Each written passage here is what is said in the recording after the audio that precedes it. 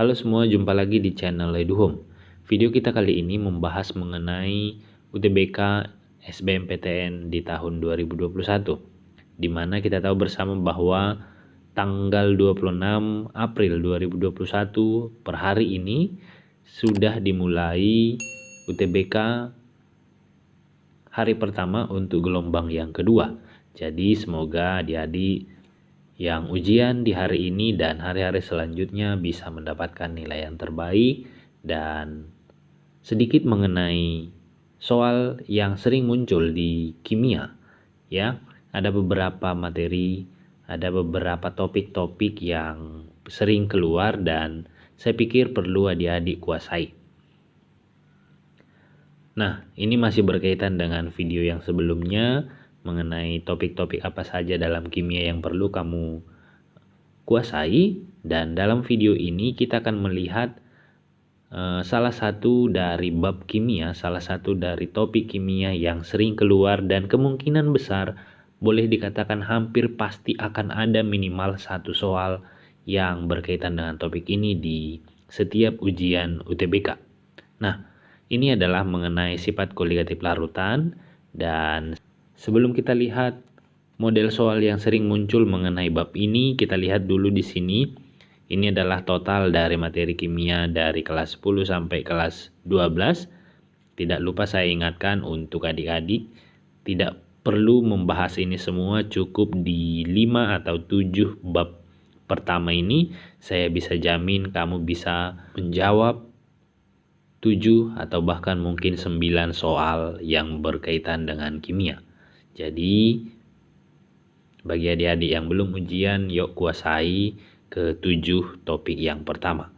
Oke, kita lihat di sini mengenai sifat koligatif larutan, itu ada 4 rumus yang perlu kamu kuasai. Yang pertama adalah delta P sama dengan P0 dikurang P, atau rumusnya ini juga sama dengan P0 dikali XT. Kemudian P itu sama dengan P0 dikali XP. Nah, ada rumus yang kedua delta TB. Delta TB itu adalah kenaikan titik didih. Itu dirumuskan dengan M kali KB dikali I, atau TB aksen dikurang TB0. Rumus yang ketiga adalah delta TF. Itu adalah penurunan titik beku. Itu dirumuskan dengan M dikali KF dikali I, atau boleh juga dirumuskan dengan TF0 dikurang TF aksen. Rumus yang keempat adalah V sama dengan MRT dikali I. Nah, hanya ini rumus untuk sifat koligatif larutan, dan dengan ini saya bisa pastikan kamu akan bisa menjawab satu soal kimia yang muncul di UTBK nanti. Nah, untuk lebih jelasnya nanti kita lihat di sini apa itu delta P. Delta P itu adalah penurunan tekanan uap larutan. P itu adalah tekanan uap larutan. P0 adalah tekanan uap larut murni. X adalah fraksi mol. Delta TB adalah kenaikan titik didih larutan. TB aksen adalah titik didih larutan. TB0 titik didih pelarut. M adalah molalitas. Delta TF penurunan titik beku larutan. TF aksen adalah titik beku larutan. TF0 untuk titik beku pelarut. M besar itu adalah molaritas. R itu adalah tetapan gas yang nilainya 0,082. T itu suhu. I adalah faktor Van Hoff, dirumuskan dengan 1 ditambah N kurang 1 dikali alfa. Dengan menguasai keempat rumus ini, kamu bisa, sekali lagi saya katakan, akan bisa minimal menjawab satu soal di UTBK tahun 2021 ini. Kemudian kita lihat yang berikutnya adalah mengenai model soal yang bagaimana yang sering keluar di topik sifat koligatif larutan. Ini kita periksa dari soal-soal yang dari tahun-tahun sebelumnya dan kemudian juga dari keterangan-keterangan siswa yang sudah mengikuti UTBK. Nah, berikut adalah kemungkinan model soal yang akan keluar. Ini kita ambil dari soal TKD Saintek di tahun 2018. Kode soalnya 402 di nomor 38. Kemungkinan besar untuk soal sifat koligatif larutan itu akan sangat mirip dengan model soal yang seperti ini. Boleh nanti adik-adik cross check lagi apakah memang yang saya katakan ini benar atau tidak.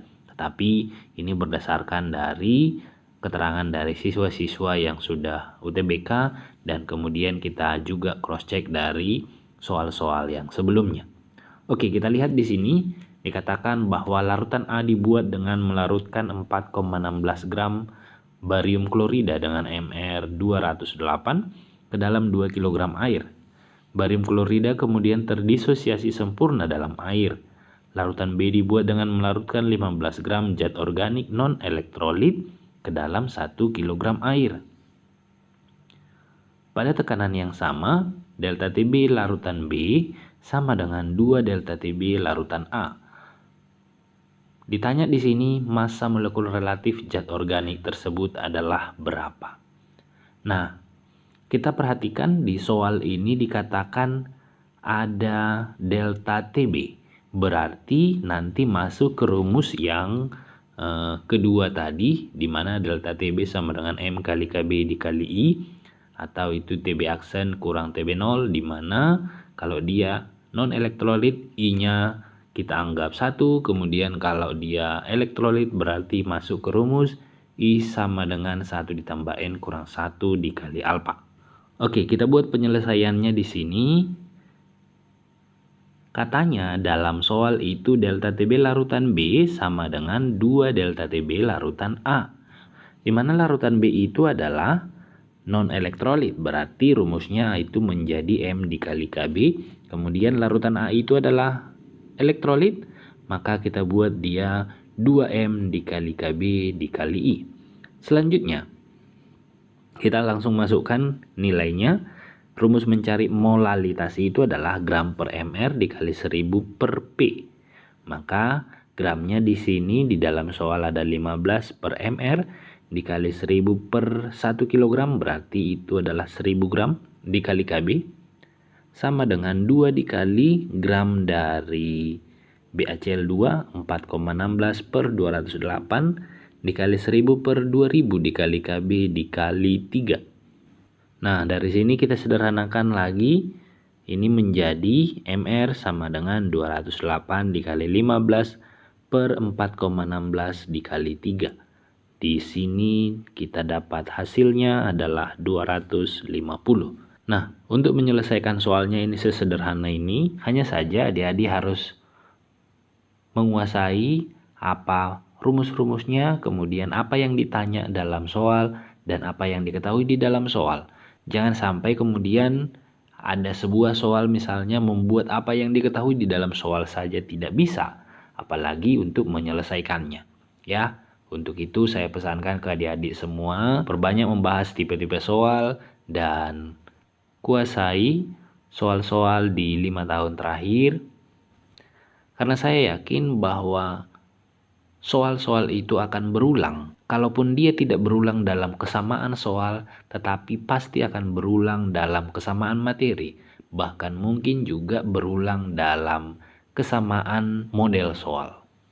Untuk itu persiapkan diri adik-adik dengan baik dan semoga nanti di UTBK gelombang yang kedua bagi adik-adik yang akan ujian bisa mendapatkan nilai yang terbaik dan lulus di PTN yang terbaik. Mungkin sampai di sini dulu video kita, nanti akan kita lanjutkan di topik-topik selanjutnya. Sampai jumpa di video berikutnya. Salam.